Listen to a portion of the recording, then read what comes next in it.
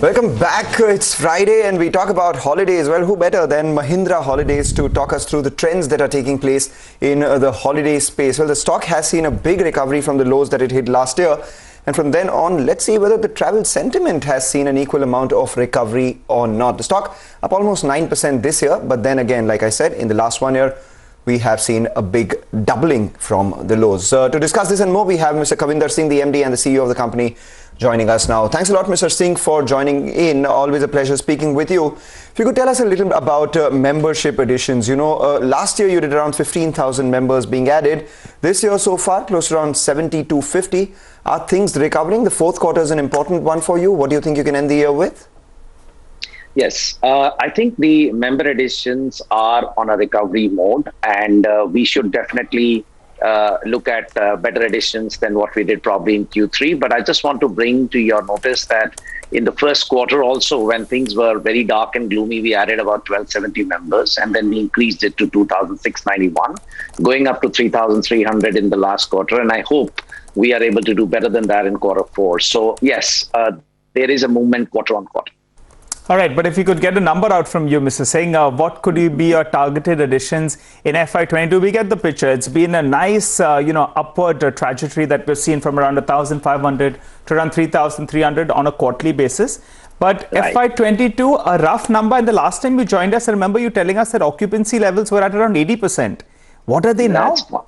Yeah, so the good news on the occupancy, and I'll come to member additions very quickly.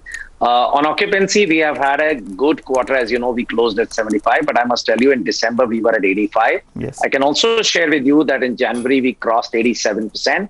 And as we speak now in February, we are running at about 84, 85%. So the occupancies are back on track, and largely led by the fact that we have been able to once again gain the trust of our members and guests, because we have taken huge amount of initiatives on safety, hygiene, travel with confidence measures. But coming back to your question on the member additions in FY22, our aim would be to at least get back to FY20 levels, which was about 15,700 or so.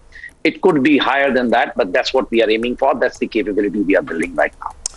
All right, we take that point. Now, if we take a look at your revenues, majority of your revenues are predictable because they are deferred. The one variable out there is the resort income. That is down 32% this quarter, in the third quarter, even though it has seen a big recovery sequentially.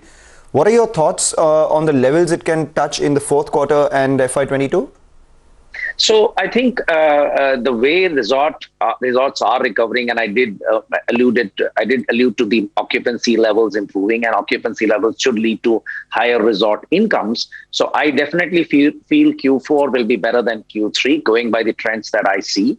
And as we move forward into the next year, we should be seeing very similar levels of revenue from the same resorts, in fact, higher in some resorts. And by the way, I just want to hasten, I would like to add that we have added resorts in this year. We have added one resort in Alleppey, one resort in Jaipur, and the Goa resort, which is in Asanora, which is a resort with a river.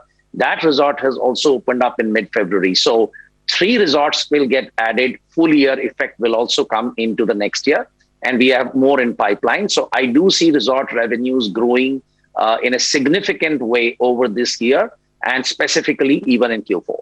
All right. Mangalam, the way Mr. Singh is sounding so positive, I think we should think about taking a vacation. He spoke about Kerala, he's spoken about Goa, he's spoken about Rajasthan, all 3 favorite holiday destinations. I'll tell you what, I think we need to go and speak to Lata post the show to ask her for leave for in the next month. Or maybe ask Mr. Singh to appeal to Lata to give us some more leave. But yes, let's go ahead. Mr. Singh, we would like to go international actually, but unfortunately, that's too risky, right, as of now. Now, you have been developing various international destinations as well. How are things shaping up there? When do you expect normalcy to return out there?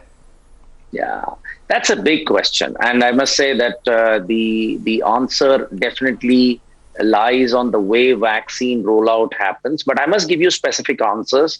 If I look at Dubai, where we have a resort, we are seeing I would say not the level of occupancies that I would have loved to see, but definitely we are at around 50-55% at Dubai. Now, I would have loved to see going this number at about 80%, which is our normal levels. Now, if you look at some of the resorts which we have, whether it's Singapore, whether it's Malaysia, whether it is the tie-ups that we have in Sri Lanka, I think the international travel being restricted, it is very difficult to now forecast, even Phuket for that matter, Bangkok. It's difficult to forecast when and, how things will recover over there. I hope with the vaccine rollout, things will get smoother and international flights will recover. Talking about the European business that we have, actually, European business did extremely well in the Q2. That's their holidaying season, and they hit 90% occupancy levels. But I think, again, they are in the grip of a second COVID wave. So I think things are a little topsy-turvy. But you know what? This is a time to really look at opportunities, not so much for companies in vacation ownership, but more for properties.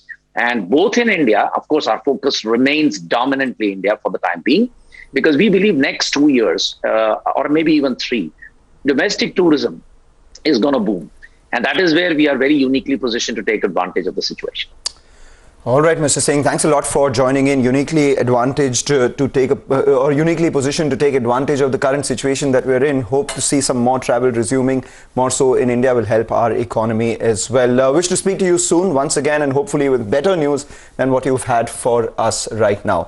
So that was the management of Mahindra Holidays saying that the fourth quarter is looking much better than the third quarter, which in turn was better than the second quarter. So with that, we'll take a short break. As we do that, here's something that you, our viewers, must take note of. CNBC TV18 and the National Stock Exchange